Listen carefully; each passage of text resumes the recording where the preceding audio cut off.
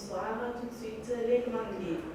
Effectivement, cette étude se justifie parce que moi j'ai intégré la presse depuis l'année 2016, mais de 2016 à 2023, il y avait beaucoup de consoeurs qui ont même déserté, comme tu l'as dit tout à l'heure, à cause des problèmes socio-économiques. La plupart du temps, quand elles se marient, bon, le problème se pose entre la famille, le mari et le travail. Donc le journalisme, c'est pas un travail facile. C'est très dur, surtout qu'il y a certaines rédactions, tu travailles les soirs. C'est difficile de pouvoir travailler et gérer la famille, cuisiner, entre autres. Donc c'est une chose qui n'est pas facile. Et cette étude, ça se justifie bel et bien. On est dans une situation où socialement, ça pèse énormément. On sait que les rédactions, c'est un travail lourd. C'est un travail lourd pour les hommes, idem que pour les femmes. Il y a des femmes très braves, qui sont courageuses, qui font énormément d'actions.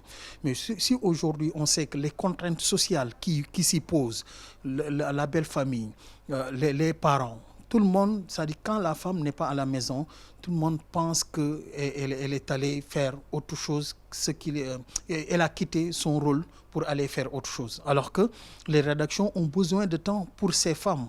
Et les femmes, cette contrainte sociale-là les pousse à quitter carrément les rédactions. Parce que si on veut garder son foyer, si on veut garder unie sa famille, parfois, malheureusement, les femmes sont obligées de quitter les rédactions pour s'occuper de leur famille. C'est quelque chose que vraiment dur, très dur pour les rédactions, mais aussi pour les femmes. Le nombre donc des femmes dans les rédactions est de plus en plus en régression pour la simple raison que ces femmes-là font face à des pesanteurs sociales et culturelles.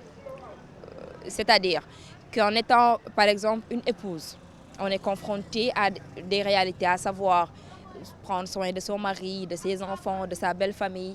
C'est une contrainte, quoi que l'on puisse dire.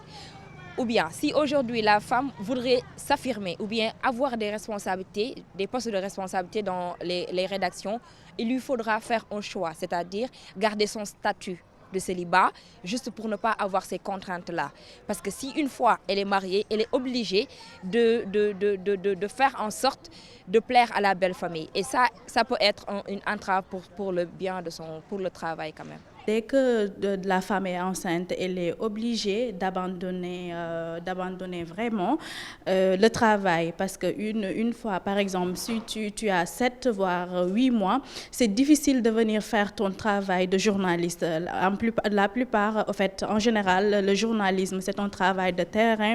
Tu descends sur le terrain pour faire des reportages. Des fois aussi, si tu as des problèmes sanitaires, c'est pas adéquat. Donc, l'allaitement et la maternité aussi, c'est un problème. Moi, mon fils, je l'ai eu en 2016, mais à ce moment-là, j'étais en stage, mais peut-être si c'était en ces moments-là, ça va être compliqué de pouvoir allier le ménage, le travail ou bien même la grossesse avec le boulot. C'est très difficile. C'est des contraintes, hein, l'allaitement, la maternité, c'est des contraintes sociales. Aujourd'hui, c'est très difficile le rôle de la femme dans nos sociétés africaines en général et sénégalaises en particulier, où quand la femme est dans son foyer, la belle famille attend que cette femme-là puisse gérer l'ensemble de la famille, non seulement son mari, mais aussi les autres membres de la famille. Et c'est des contraintes sociales très pesantes pour les femmes. Certainement, l'allaitement et la maternité sont également des difficultés pour la femme. Parce que parfois, elle doit allaiter son enfant qu'elle a laissé à la maison. Elle fait tout pour descendre très tôt pour pouvoir rejoindre son enfant à la maison, alors que les entreprises de presse ne prennent pas en charge cela. Eux, ils ne sont intéressés, les organes bien sûr, ne sont intéressés que par leur intérêt, c'est-à-dire leur chiffre d'affaires. Je ne pense pas. Les groupes de presse, franchement, c'est le gain qui pousse les groupes de presse à jouer leur rôle, il faut le dire. Parfois, ces contraintes sociales-là n'est pas tellement facilitées par les groupes de presse, il faut le dire. Nous, par exemple, en tant que rédaction, les jours des grandes fêtes, que ce soit la fête de fin d'année, que ce soit la Tabaski ou la Korité, on a besoin d'une équipe présente, qui est là, qui puisse faire vraiment jouer son rôle de journalisme, de transmission de l'information. Et dans cette équipe-là, il y a très souvent des femmes. Et ces femmes-là, la famille aussi a besoin de ces femmes-là le jour de ces fêtes-là. Donc c'est des contraintes sociales. Et malheureusement, nous, parfois, en tant que patrons de presse, on ne voit plus cette femme-là qui travaille au niveau on veut juste un employé qui vient travailler pour atteindre l'objectif que se fixe la rédaction. Cela veut dire que ce soit les cérémonies familiales, on a besoin de ces femmes-là. Malheureusement, parfois, certaines rédactions ne prennent pas cette compréhension-là et poussent les femmes à travailler. Soit vous choisissez, soit c'est le foyer, soit c'est le travail. Et c'est vraiment des contraintes. Aujourd'hui, si les organes de presse prévoyaient de mettre en place des salles d'allaitement et des crèches au sein des entreprises, comme le stipule le code de la presse, je pense qu'on n'aurait pas ce genre de problème-là. Mais aujourd'hui, une femme qui est en allaitement laisse son enfant à la maison à la charge d'une autre personne. On ne sait pas si l'enfant est en bonne santé, est-ce qu'il est bien pris en charge.